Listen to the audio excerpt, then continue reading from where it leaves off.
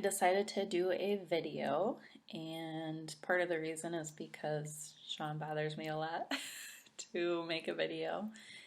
And I keep saying I will, and then I keep putting it off. So here I am doing a video.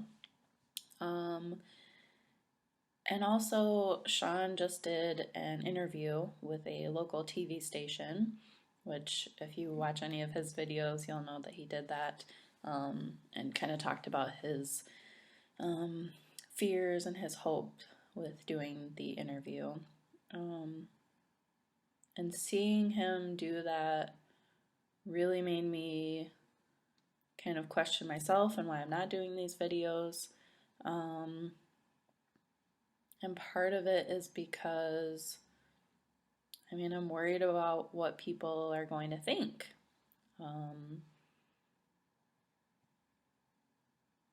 What does it look like when I start talking about things? And I also just don't like being in the limelight or the spotlight. But I find myself telling him, don't worry, don't worry about what other people think. And I'm doing the same thing. So here I am. So, a little general kind of overview since coming out, and a little bit before coming out as trans. It was really, really tough to separate, saying these pronouns here and this name here, and then this pronoun here and this name here. And now it's just Sean. It's just Sean, he this, he that. And it's a lot more uncomplicated. It just is. And even though, coming out has been difficult because there are a lot of people that aren't supportive of this transition. And even though there are a lot of people that are supportive, and he's gotten wonderful feedback and lots of support and people encouraging him, and people that have surprised him that he didn't think were going to be that encouraging. And so, even though coming out as trans brings some stress, it's also just a huge relief of just being. He's who he is, and it doesn't matter where we are. He's Sean everywhere we go now, and that's a huge burden off of both of us. So we don't have to think, how do I introduce you? Who do I introduce you to? How do I introduce you as, this or that, titles. Who do I explain it to? Should I have to explain? And I've also seen a huge transformation in him, in his willingness to stand up for himself, to stand up for our relationship, to stand up for me as a person. He's become braver and bolder and just really willing to put himself on the line for other people. I think he did that before, but now it's very, very intentional. He had a lot of reservations about doing the interview with the local media and saying, yeah, I'm a trans man, because you never know who you're going to run into, especially in a small community, and not knowing is really scary. And he has a huge desire to be part of his family, to have his family accept him and love him for who he is, as opposed to the person that he used to be. And I can understand, their faith is very strong and it leads them to believe certain things. And I don't believe that way. I was raised Catholic, but I think I'm a very liberal Catholic, in that, we may have God or Buddha or Allah or whoever, however you want to address this higher power, this higher being. And essentially it's all the same thing. It's having a faith in something that's bigger than you. And in my case, I think that's God loving everybody and not wanting the judgment, not wanting the fear that we have right now. Sean's faced a lot of that, and I'm lucky that I didn't have to. My parents were super supportive, and a few years after I came out, my mom told me she thought it was going to be a phase.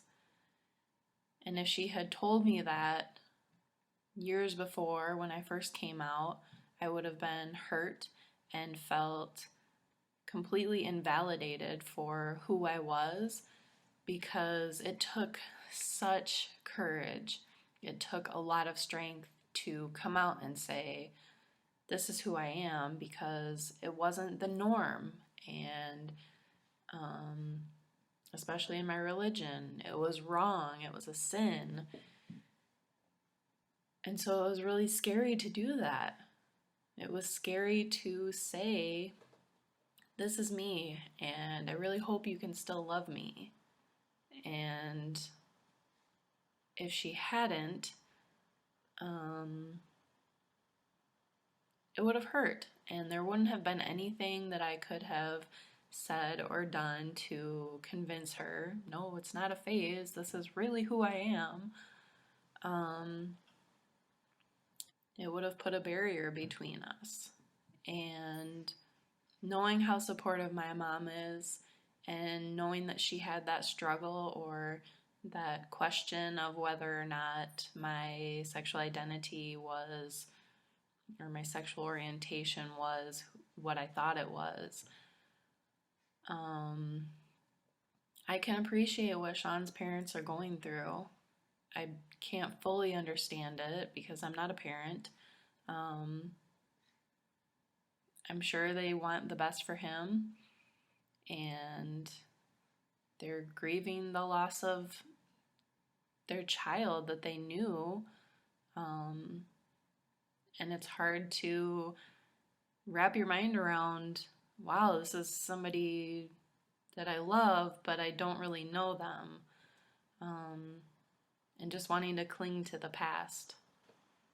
And I also see Sean every day, and I know that his morals, his values, his ideas, his dreams and hopes for the future, those haven't changed. He, as a person, is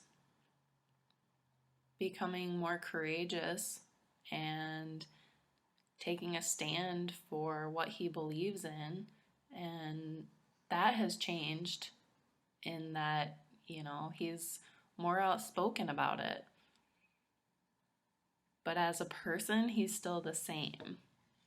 And I hope that his family can see that and appreciate that and accept him for who he is, because his transformation thus far has had nothing to do with his gender identity. And it's beautiful to see that. As for me, I'm kind of the dutiful wife. We're not married yet, but I support him fully, 100%. I see him becoming more comfortable in who he is, and like I said, just being more outspoken about it and really genuinely grabbing hold of this is me, this is who I am, and excited to share that with people. And I know that he worries that this is all too much or it's too stressful for me. And yeah, it's stressful sometimes, of course. Life is stressful. It's heartbreaking to see him after he's gotten bad feedback from someone, but it's also really uplifting and exciting to see when something happens where, you know, he gets his first shot or changes are happening, his voice is dropping. And so I'm really honored to be with him on this journey and that he trusts me enough to be here for him, to support him. And I can't wait for our children to learn from him and, you know, see his strength. He's a very admirable person.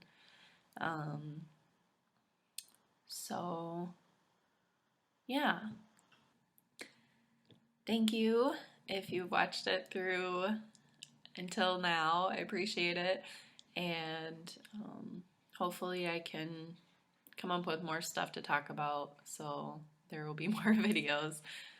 As always, if you have any questions, feel free to ask. I don't even know what you do. Post a video with a question or post a comment or something. I don't know, but give me a question somehow and I'll get it and I'll try to answer it. Okay, that was your fun with Ask Amy, even though you didn't ask.